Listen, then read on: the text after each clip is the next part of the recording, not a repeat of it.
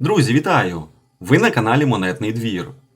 15 травня НБУ увів в обіг дві нові пам'ятні монети із серії «Розстріляне відродження», що присвячені Івану Падалці та Майку Йогансену. Ці монети продовжують тематичний напрям, присвячений розстріляному відродженню та його митцям, які у 20-х на початку 30-х років ХХ століття стали символом потужного культурного прориву України, але були безжально знищені тоталітарним радянським режимом. В цьому огляді пропоную вам розглянути першу з новинок – монету 5 гривень «Розстріляне відродження Іван Падалка». Тож, з вас підписка на канал, якщо ще не підписані, та починаємо огляд.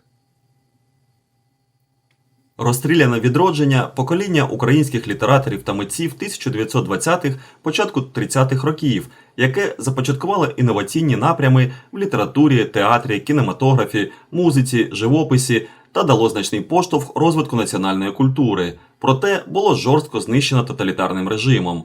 Символом доби став Харківський будинок «Слово», який був домівкою для багатьох українських митців того часу. Одним із найяскравіших і найсамобутніших представників цього покоління був Іван Падалка, видатний художник-монументаліст, графік та педагог, чия творчість стала вагомою частиною українського мистецтва першої третини ХХ століття.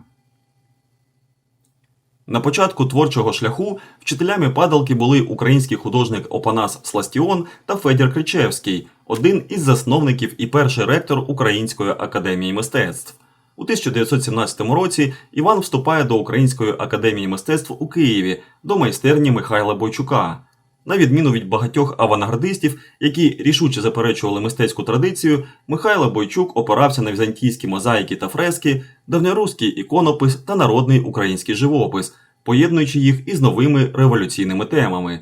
Слідом за своїм учителем Іван Падалка долучився до цього напряму, але втілював його через призму власного бачення. Мешкаючи в харківському будинку «Слово», митець ілюстрував дитячі книжки, розписував фрески, створював гравюри, як от будівництво Держпрому в Харкові. Його твори, натхненні українським фольклором та неовізантизмом, експонувалися на виставках у Європі та Японії, зокрема на Венеціанському бієнале 1928 року. Водночас, у цей період посилюється тиск на представників бойчукізму, як на формалістів, відхід від соцреалізму та носіїв націоналістичних ухилів. У 1930-х роках мистецьке середовище зазнає масових сталінських репресій, які поступово знищують цілі творчі школи. Іван Падалка разом з Михайлом Бойчуком був заарештований у 1936 році та розстріляний у 1937.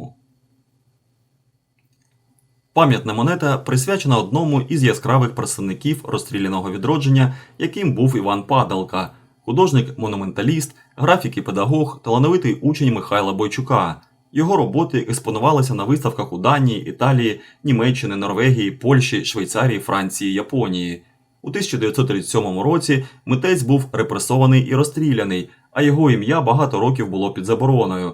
Ця пам'ятна монета продовжує тему розстріляного відродження, вшановуючи внесок Івана Падалки та всіх митців, які, попри жорстокий тиск, творили та розвивали українську культуру. На аверсі монети розміщено стилізований напис «Слово» – назву Харківського будинку літераторів 30-х років ХХ століття. У текстурі літер проглядається парость озимої пшениці, образ молодого покоління митців, життя і творчість яких були цинічно зламані тоталітарною владою. Трагізм історичної епохи підкреслює прострілена літера «О», з якою стікає кров, нагадуючи про болючу рану в історії України та нездійсненні мрії талановитих митців.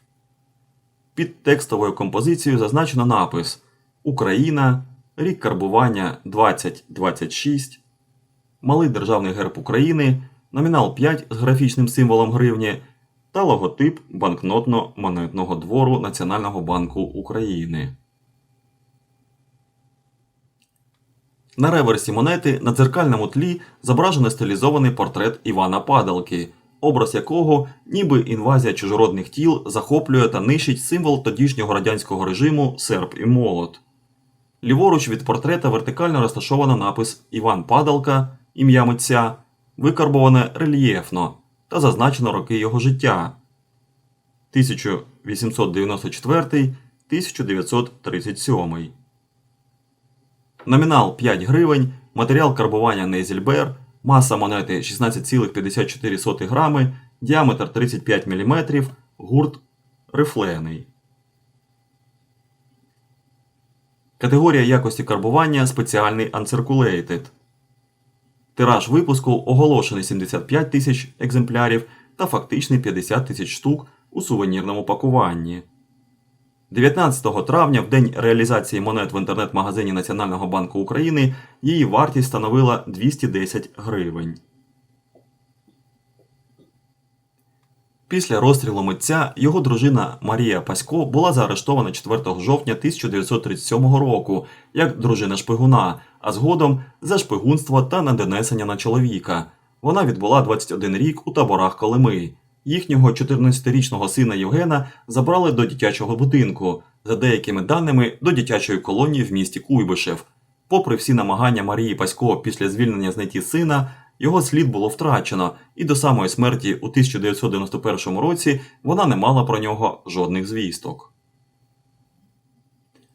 Повернення імені Падалки до культурного простору відбулося вже в другій половині ХХ століття, коли стали можливими осмислення трагедії репресованого покоління та інтеграція його творчої спадщини до національної культури. І ця пам'ятна монета від НБУ – ще один надважливий крок до того, щоб імена наших геніїв ніколи знову не зникли в безвісті. Закарбовані в металі, вони стають вічними. Друзі, як вам цей дизайн від НБУ? Чи вдалося художникам передати цей трагічний контраст між українським мистецтвом та кривавим серпом і молотом? Обов'язково діліться своїми думками у коментарях.